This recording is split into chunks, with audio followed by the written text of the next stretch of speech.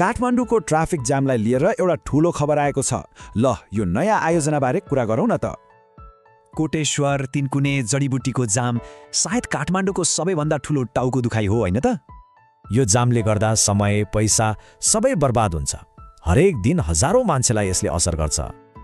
तर अब यो समस्या समाधान हुने आशा जागेको छ। कसरी? जापानसँग भएको एउटा ठूलो सम्झौताले। हो, यो हो कोटेश्वर जंक्सन सुधार आयोजना। भर्खरै नेपाल र जापान सरकार बीच एउटा सम्झौता भएको छ। यो आयोजनाका लागि जापानले लगभग 31.76 अर्ब रुपैयाँको ऋण दिएको छ, त्यो पनि एकदमै सस्तो ब्याजमा। सोच्नुस् त, ब्याज जम्मा 0.2% मात्रै। यो त नगण्य नै भयो नि। अनि यो ऋण तिर्न 40 वर्षको समय छ, त्यसमा पनि पहिलो 10 वर्ष त तिर्नै पर्दैन। त्यसो भए यो पैसाले के बन्छ त? योजना अनुसार गाडीको चाप घटाउन नयाँ संरचनाहरू बन्ने छन्।